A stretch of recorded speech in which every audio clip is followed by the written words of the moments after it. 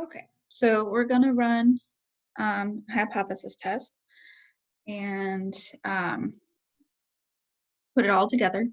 So we looked at laying out our hypothesis statements, our null and our alternative statements.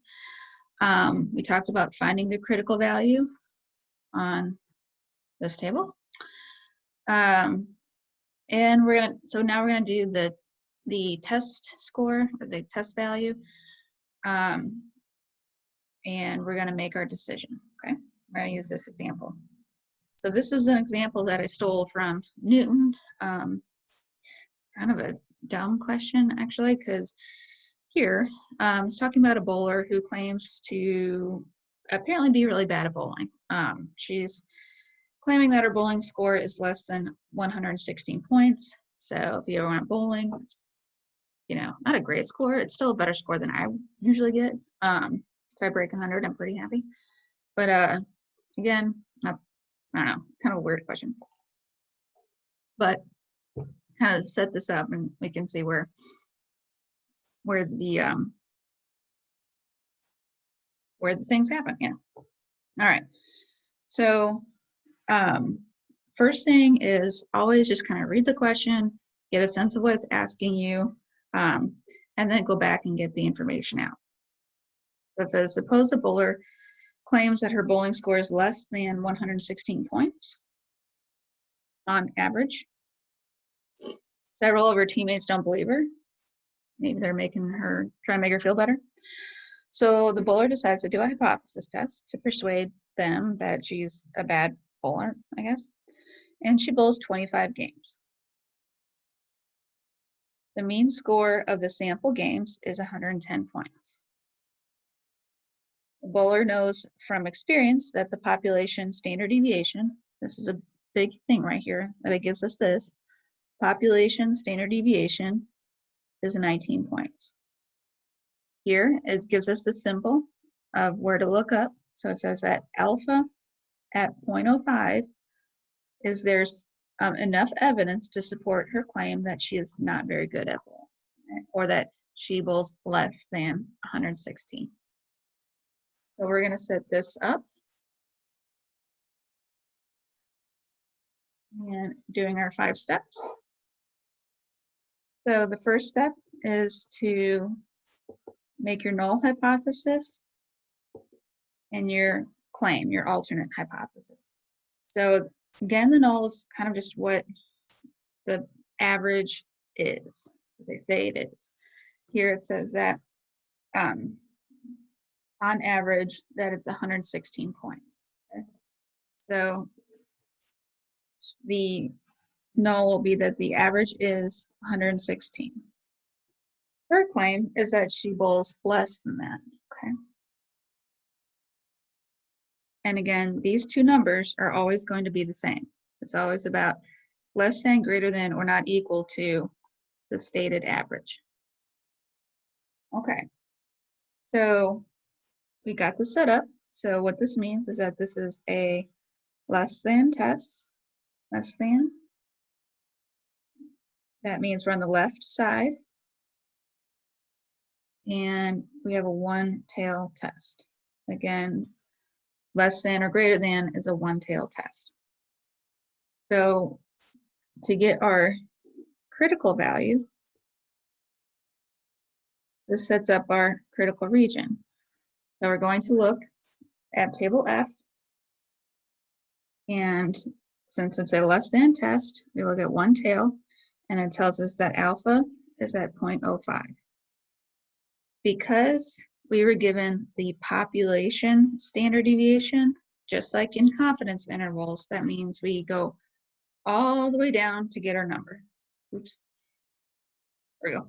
All the way down to get our number down here. So this is the number we're going to use to set up our critical region. Okay, this is our critical value. So being that it's on the left side, we just simply make that number negative. I'm not really doing a good job with these bell curves. So the number from the table was 1.645. Okay, so we're going to make this negative 1.645. So as I talked about in the video before this, we're going to get our test score, and then anything, if after we do the math, if that number is more negative than negative 1.645, it's in the critical region. Okay. If it's not more negative, then it'd be over here. Because think about this as 0, negative.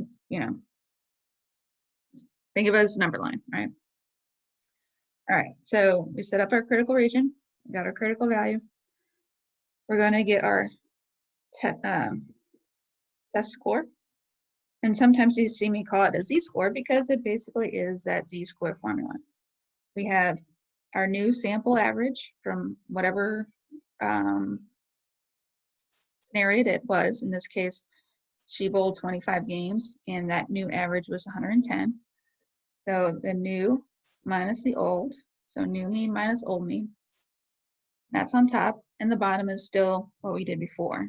Standard deviation divided by the square root of n, and n is how many whatevers. So in this case, she bowled 25 games, so our sample size would be 25. We're going to put those values in.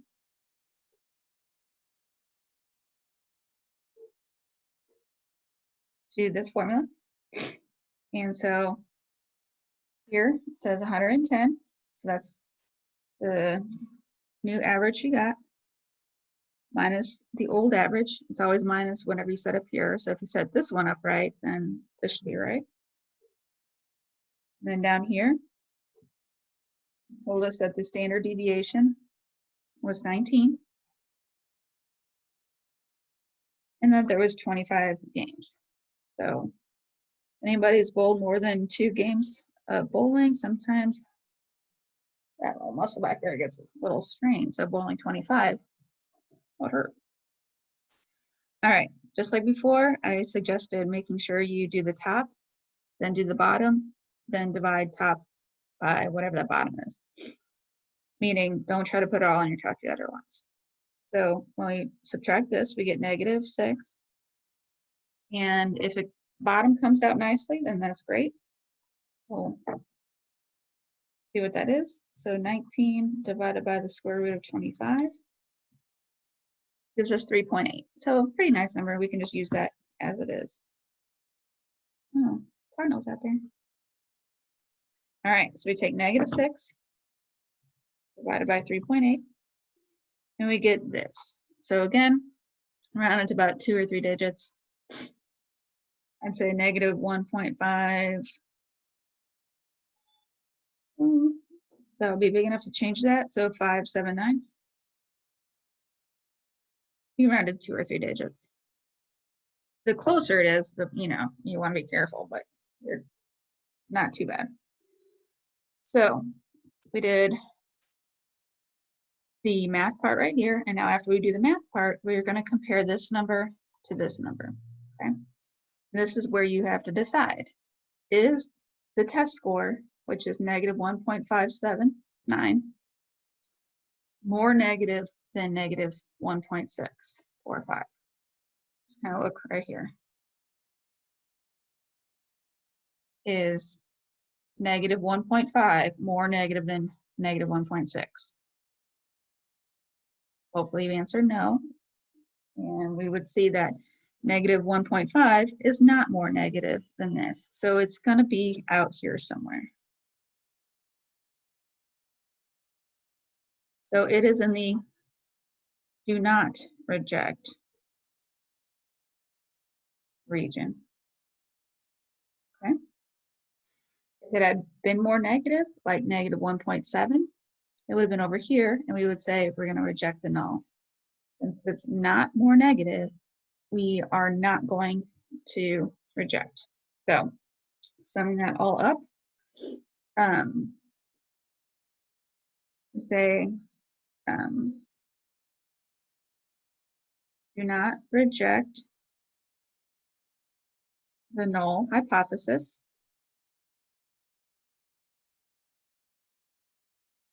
Okay, and then kind of like why? Well, why should we not reject it, right? And then you say there is not sufficient evidence to support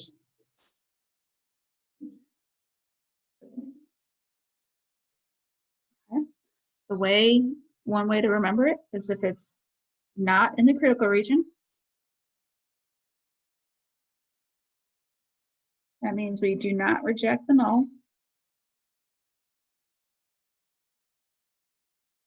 because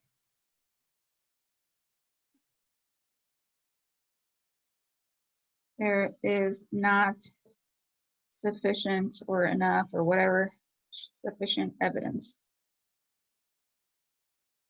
Not. Those should all be together, okay?